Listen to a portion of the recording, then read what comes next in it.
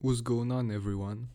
In the previous video we talked about the negative effects of pornography and how it can slowly take control over your mind, your habits and your motivation. If you haven't watched that video yet, I strongly recommend watching it first, because it explains why this addiction is so dangerous and why quitting it can completely change your life. But today we are going to talk about something even more important, how to actually quit it, because understanding the problem is one thing, but escaping it is a completely different change. In this video I'm going to show you 5 methods that helped me personally reduce and eventually escape this addiction. These are not magic tricks, they are practical things you can start doing right now. Even if you only try 1 or 2 of them, it can already make a big difference. So let's start with the first step.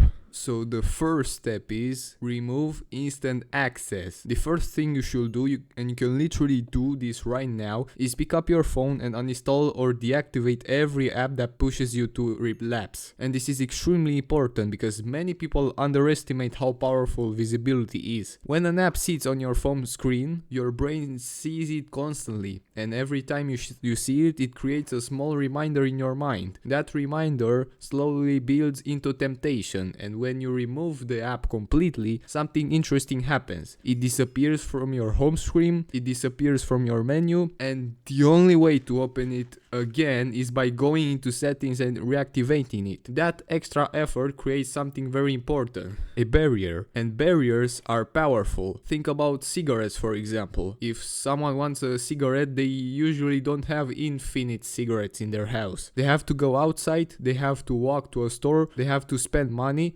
and that process creates friction, and friction reduces impulsive behavior. But with pornography, the problem is that there is zero friction. One click, instant access, and no effort. And that's why removing apps or blocking websites or installing restriction software can help a lot, because now your brain has to think before acting, and that small pause is often enough to stop a relapse. Step number 2. Clean your digital environment. The second step is to remove the triggers from your environment. Even if you don't watch pornography directly, many social media platforms constantly push content that can slowly lead you there. You know exactly what I mean. Obscene posts, sexualized content, accounts designed to trigger your attention. Your brain sees this content and it starts creating a chain reaction, curiosity or temptation, and then eventually relapse. You relapse. So what should you do? Well, you have 2 options. The first one is to uninstall the platform completely. That's what I did for a while. And option 2, if you don't want to uninstall it, unfollow every page that posts that kind of content. And then clean your feed, train the algorithm, because the more you see those things, the harder it becomes to control your impulses. Your environment shapes your behavior. And when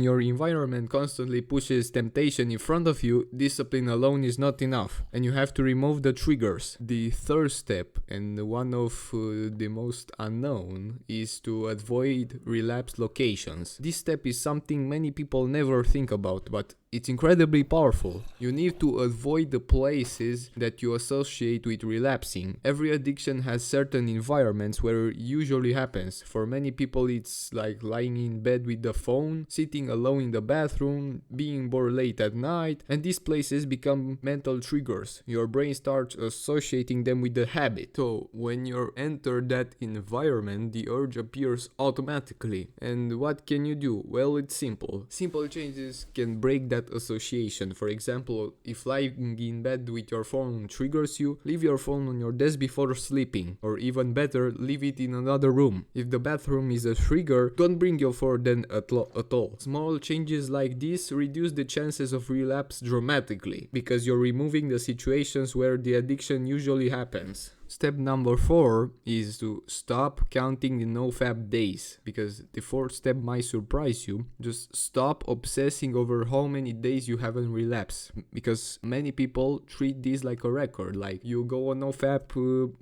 3 days, 7 days, 14 days, and at the day 18 something happens. They relapse, and suddenly they feel like they've lost everything, like a failure. They feel like a failure, they feel like all their progress is gone, but but actually that is not true, because addiction recovery is not about perfection, it's about progress. And instead of asking how many days did I survive, ask a different questions. How much did I reduce it this month? For example, maybe before you relapsed 30 times a month, if next month is 15 times, that is a huge progress because you reduce it by half. And that's how real improvement works, slowly and gradually. And when it reduced my time playing video games, I didn't quit instantly. I slowly reduced the frequency over several months. Eventually my brain stopped thinking about them entirely. And the same thing can happen with any addiction. The goal is not to become perfect overnight, is to improve over time. Step number 5 is to replace the habit. The 5th step is one of the most important, because you must replace the habit with something better than that, because addictions grow strongest when your mind is idle, when it's bored, you do nothing in your house, when your brain is, and then it's looking for stimulation, and that's when temptations become strongest. So you need to fill your time with something more productive. It could be going to boxing, or going to the gym, running, learning new skills, or studying, building something. You got the point. Or working on your goals. And your mind is busy building something meaningful, it has less time to fall back into destructive habits. You're not just removing the addiction, you're replacing it with growth. And overall, this reduces your chances to relapse significantly. And lastly, is to change your identity. The final step is psychological, but it's extremely important, because every time you feel the urge, remind yourself why you started quitting in the first place. Maybe you want a clear mind, being more confident, more productive, better relationships, a stronger version of yourself. You have to repeat it to yourself. Remind yourself that you're not the type of person controlled by addictions anymore. You are building a new identity. And